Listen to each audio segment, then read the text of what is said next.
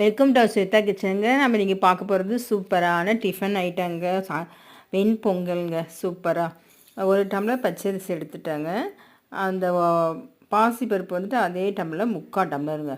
நம்ம சரிக்கு சமமாக பாசிப்பருப்பு போட்டால் தாங்க நல்ல சத்து நல்லாயிருக்கும். பொங்கல் குழஞ்சா நம்ம வந்துட்டு கழுவிட்டு திட்டமாக வந்துட்டு உப்பு போட்டுட்டேன்.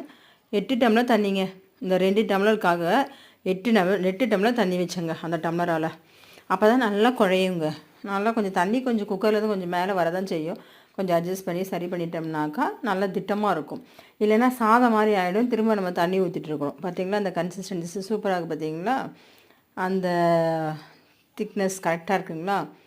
இப்போ வந்து நம்ம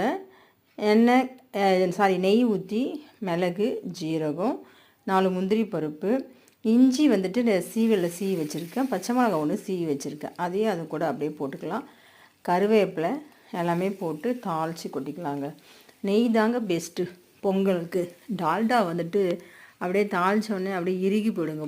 பொங்கல் நல்லாவே இருக்காது. நான் எப்போவுமே நெய் தாங்க போடுவேன். பசங்களாம் நல்லா தான் சாப்பிடுவாங்க. அதனால் போட்டுருவேங்க. சூப்பராக தாளித்து கொட்டாச்சு பொங்கல். வெண்பொங்கல் சூப்பராக. நான் இந்த ஸ்டைலில் தாங்க பண்ணுவேன். நீங்களும் இதே ஸ்டைலில் பண்ணுங்கள். சூப்பராக இருக்குங்க. நல்லா கொஞ்சம் பார்க்கவே அழகாக இருக்குது. பார்த்திங்களா பொங்கல் செமையாக இருக்குங்களா? சூடாக சாப்பிட்டா சூப்பராக சாப்பிட்லாங்க. அதுக்கப்புறம் இப்போ இதுக்கு நாம் தொட்டுக்கிறதுக்கு ஒரு சைட் டிஷ் ரெடி பண்ணிடலாம். என்னன்னா தேங்காய் பொட்டுக்கடலை சட்னிங்க. வாங்க நம்ம அதையும் அப்படியே அரைச்சிடலாம். சூப்பராக இருக்குங்க. பார்க்கும்போது சாப்பிட்ணும் போல் இருக்குங்களா? இன்றைக்கி காலையில் நம்ம வீட்டில் பொங்கல் தாங்க. பாருங்கள் தட்டில் போட்டு வச்சாச்சு. பார்க்கவே அழகாக இருக்குது. இப்போ அடுத்தபடியாக நம்ம சட்னி அரைச்சிக்கலாங்க.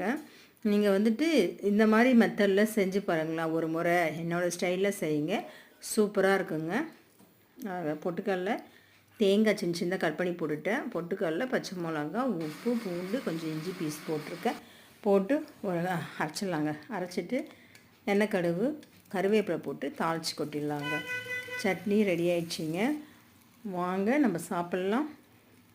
சூப்பராக இருக்குது. பார்த்திங்களா சட்னி சூப்பராக இருக்குது. நம்ம எப்பயுமே வந்துட்டு பொங்கலுக்கு வந்துட்டு சட்னி கொஞ்சம் கட்டியாக இருந்தால் தான் நல்லாயிருக்கும். தண்ணியாக இருந்தால் நல்லா இருக்காது. நல்லா கட்டியாக தான் வச்சு சாப்பிடுவோங்க. நீங்களும் இதே மாதிரி செஞ்சு பாருங்கள். இந்த வீடியோ பிடிச்சிருந்தால் லைக் பண்ணுங்கள், ஷேர் பண்ணுங்கள், கமெண்ட் பண்ணுங்கள். ஸ்வேதா கிச்சனுக்கு ஃபஸ்ட் டைம் பார்க்குறவங்க சப்ஸ்கிரைப் பண்ணிவிட்டு பாருங்கள். தேங்க்யூ, பாய். சூப்பராக இருக்குது பாருங்கள். பார்த்தாலே சாப்பிடணும் போல் இருக்குங்க. பாருங்கள் அப்படியே ஸ்பூனில் வேறு எடுத்து காட்டுறேன் பாருங்கள். சாப்பிடணும் போல் இருக்குங்களா?